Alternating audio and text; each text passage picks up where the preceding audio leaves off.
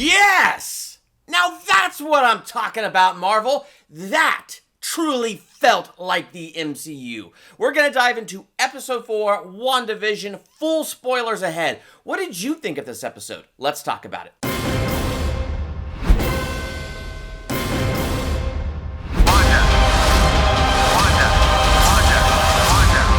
Welcome to Durbania. I'm Durbin, and this is my spoiler talk review for WandaVision Episode 4. Oh my gosh, I really like this episode. And the title of this episode, we interrupt this program or something like that. Yes, please interrupt this program and give me some classic MCU stuff. And that's what I got. It's like Disney Plus a year ago watched the review that I did last week, and they're like, all right, let's make episode 4 where we really pull back that curtain and show you what's going on. So first off, we learn Geraldine is Monica Rambeau, who, as you remember, is in the movie Captain Marvel. She's the little girl, daughter of Maria, friend of Carol Danvers. So we get to see her all grown up now, and that she works for s.w.o.r.d. And s.w.o.r.d. actually stands for, and I wrote it down, Sentient Weapons Observation and Response Division.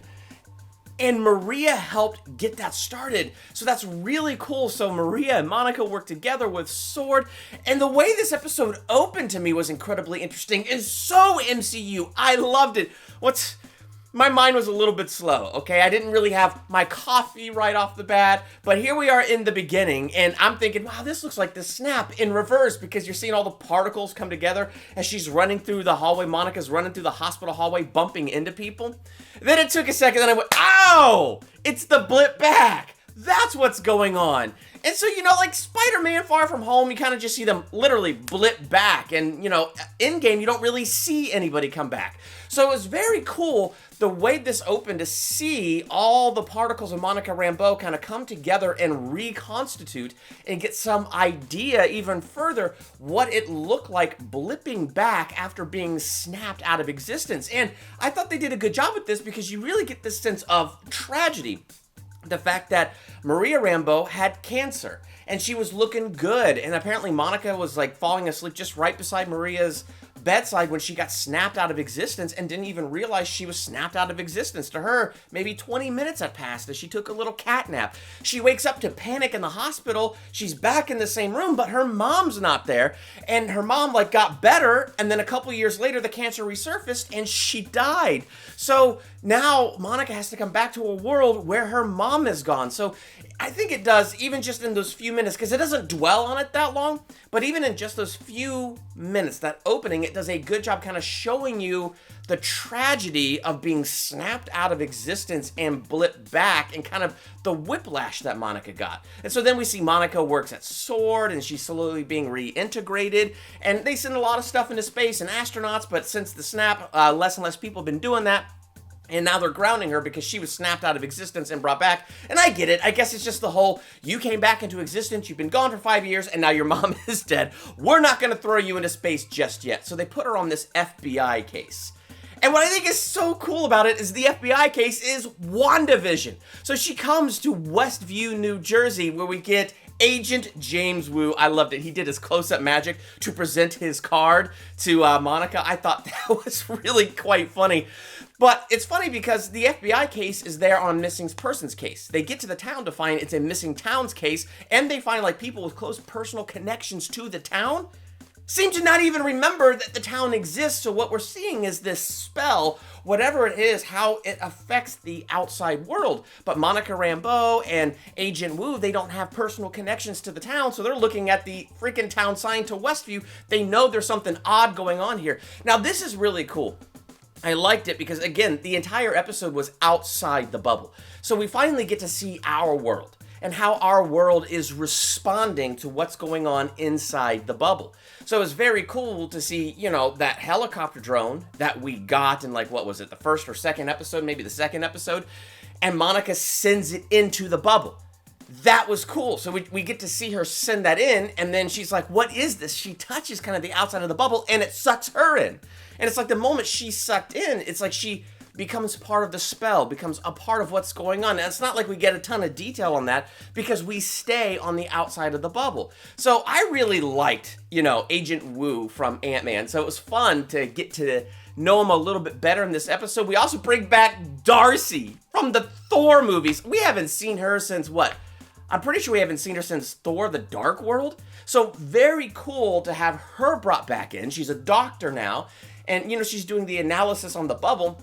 And she's the one who discovers the old, television ways. So they get an old TV, they set it out. So, the way that first episode ends and you see the hands taking notes and the S.w.o.r.d logo looking at the TV, it's because it's Darcy. So I thought that was so cool. Darcy's the one that discovered that. So a lot of cool things happen by interrupting the program and getting the perspective outside the bubble. So none of the sitcom gimmicks. I'm glad that we didn't dive into the sitcom gimmicks. Instead, it felt very Marvel and very MCU as we are trying to figure out what on this green earth is happening here. And I thought what was kind of funny and kind of meta is, for instance, to have Agent Wu asking the questions that I'm asking. And so, he has this little board and he's writing stuff down, and look, I wrote it down. These are the questions he wrote down. Is Vision alive? How many times have I asked that question? Why the hexagonal shape? And so many of you commented that in my comments earlier, everything has this hexagonal shape. And so now you have Agent Wu, who's noticing that too with the end credits and all that stuff with the show. And then I love the line, why does it switch time periods? It can't be for my enjoyment, can it? As Darcy's sitting here trying to figure out, why is it moving from time period to time period? And so I'm loving the fact that now we got this meta thing going on, these characters outside the bubble asking the same questions you and me are asking. So it's funny because on the one hand, this episode didn't really answer too many questions. But on the other hand, I think it did what it was finally supposed to do. And by being meta like this and showing me what's going on outside the bubble, it finally peeled back that curtain. It gave it that Marvel MCU feel, and it increased the intrigue. And so now I got intrigue coming at me from both sides, this weird sitcom thing going on inside, what is this world? And now the outside, seeing how S.w.o.r.d is responding to it. What is S.w.o.r.d? And so the other thing that was cool was the weird beehive guy, what do you call that? Beekeeper guy. So you have that weird beer.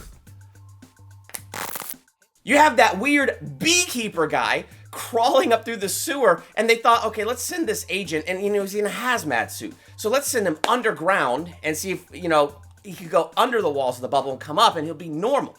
Well, as he's coming up through the sewer lid, there's a bubble barrier, and it transforms his hazmat suit to a beekeeper suit. And then you see Wanda, and she's upset with this. Now this leads to the next thing that I find very interesting, and something that this is confirmed to me. This isn't being done to Wanda. Wanda is doing this. Now the question is, why is Wanda doing this? So on the one hand, it answered a question while raising more questions, because I still see Wanda as an Avenger and a good guy. So we got to remember, Wanda's been through a lot, okay? I mean, she was deceived by Ultron, thought she was on the right side. Her brother dies, and then you have Civil War where she's working with Captain America and accidentally blows everybody up, which, becomes the final straw leading to the Sokovia Accords, going all the way up to Thanos ripping the stone out of Vision's head and him falling down dead. This poor girl got snapped out of existence, blipped back, so much pain. She picked up Thanos and she could have destroyed him if Thanos didn't rain fire. So you see the hurt and the pain in her eyes in Endgame. So we gotta kind of understand that she is powerful and she's mourning and she's upset. So maybe she's not in her right mind. Maybe this is a form of grief. But this is where it started to get really, really interesting to me. Because watching the outsider's perspective, when something bad would happen, you just get this weird edit. So we saw a little bit more, and then it would do a weird jump cut. But then what was interesting is, when Monica got cast out of Westview, when she got cast out of the show, it goes back and it shows us a conversation that got edited out even for us. And it's interesting because it had the TV boundaries, and then it did the full widescreen thing, so showing us we're going into the normal world. As Wanda is questioning Monica Rambeau, who are you? You're an outsider and a stranger. And like I said in my last review, it's Wanda's face. I mean, it was scary. And it was even more scary in this scene as she's marching right up to Monica and acknowledging you are a stranger and cast her out. So we get to see her cast out one more time. And then Wanda repair the holes in the walls and all of that stuff. But then this is the real creepy part, right? Vision walks in. And when Vision walks in, she turns around to talk to Vision, and there he is, all grayed out, gigantic hole in the head where Thanos ripped the stone out. His eyes have no pupils, no color, completely grayed out. It is basically like a dead animated Vision body walking. Now we gotta remember, he's a synthetic, right? And because he's a synthetic person and he was powered by the Mind Stone, that's where Wanda gets her powers. So here she is having Mind Stone powers animating the synthetic body of Vision. And it's like, okay, the question then really is he alive? I think the question is answered, is Vision interacting? Because he is there, his body is there. But is he in his own mind? And I think he is. I think Wanda must have brought him back because, again, he's questioning his environment. Like, he's suspicious. And we see suspicion in this scene where, you know, she makes him look normal again, and then she picks up the babies and goes, what shall we watch on TV? And he's got this strange look on his face. And he says, we could go anywhere. We don't have to be here. And the way she says, no, this is our home. Like, we need to be here. The way she says we need to be here, it feels like there's some anchor here where in order for Vision's body to be animated, they need to be here.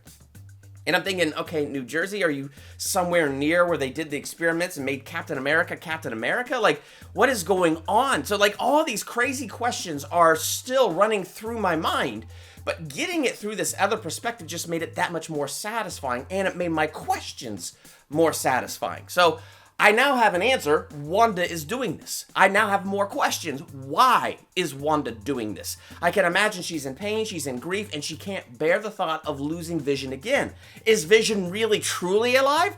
I think so, but is it in some weird zombie form? If they leave Westview, like, will he just disintegrate? Like, that's my question right now. So there's a lot of fascinating things in play. Anyway, those are my thoughts on episode 4 of WandaVision. What did you think of this episode? Did it draw you in more? Were you excited to finally get this outside perspective? What's going on outside the bubble?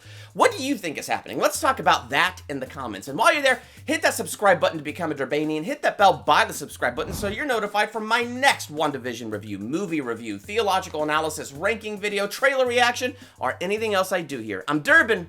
Thanks for checking out Durbania.